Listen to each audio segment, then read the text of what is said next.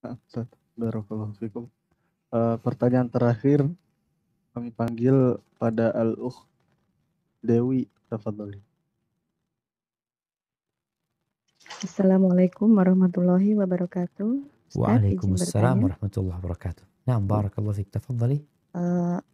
Sebelumnya saya ucapkan jazakallah khair. Beberapa waktu lalu waktu Ustadz kajian yang futur, qadarullah suami satu Zoom. Dan Masya Allah. alhamdulillah karena mendengar langsung dari Ustadz, beliau sudah istiqomah kembali Ustadz. Alhamdulillah, alhamdulillah, barakallahu fiik. Itu saya mau bertanya, jadi gini Ustadz, dekat rumah saya itu kan ada masjid wakaf gitu. Nah, Ya Ustadz 2012 kurang terurus gitu ya. Saya tinggal di situ kan di kompleks saya kebetulan letaknya samping berdempetan dengan kompleks.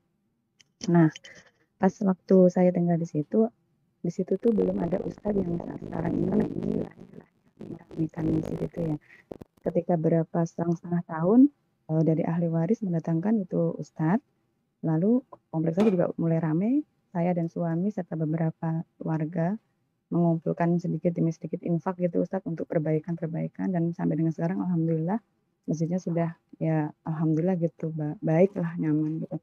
Nah permasalahannya karena dulu kan dakwah sunnah itu belum terlalu seperti sekarang ya Ustadz ya. Iya. Jadi kita masih menimba ilmu ya umum gitu ya. Nah, Pertama dari Ustadz yang ada di masjid ini kan sering kajian gitu kita ikut. Nah kan alhamdulillah setelah kita belajar sunnah dengan suami gitu ya agak mulai kita beda gitu ya, agak ada beda gitu.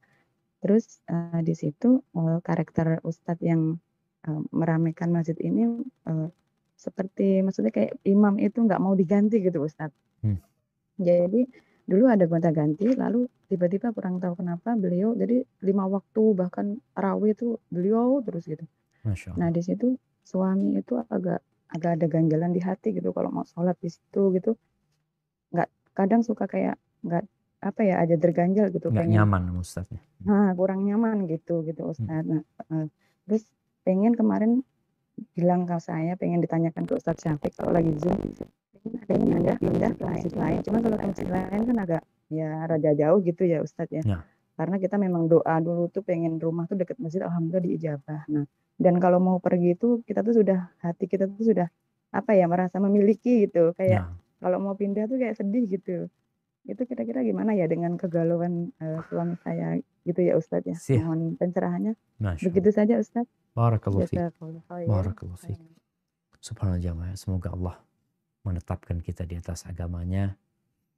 Menjadikan kita orang-orang yang istiqamah sampai ajal menyebut kita. Taib. Jadi imam itu boleh imam tetap rawatib 5 waktu. Itu boleh. Namun imam itu biasanya diangkat oleh pengurus masjid. Maka kalau tadi dikatakan imamnya ini mungkin tidak ingin diganti selama bacaan dia bagus ya. Dan kita tahu dia orang yang soleh walaupun mungkin ada beberapa hal yang berbeda. Maka gak ada masalah kita bermakmum dengan dia. Jadi keganjalan itu di diri kita. Kita perlu hilangkan keganjalan itu. Kita memandang kepada sisi yang positif. Mau dikatakan enggak imamnya ini memang benar jamaah. Kita itu kalau tahu dengan karakter seseorang itu jadi males. Mamai Ana tahu sama Ustadz Ana dulu. Ustadz ini ilmunya bagus gitu loh. Tapi kalau ngelihat akhlaknya kok kayaknya buruk gitu. Terus terang kita tuh jadi nggak nyaman ngaji. Nggak nyaman. Maka sampai ada arahan. Sebagian ulama mengatakan engkau cukup tahu gurumu itu di majelis ilmu.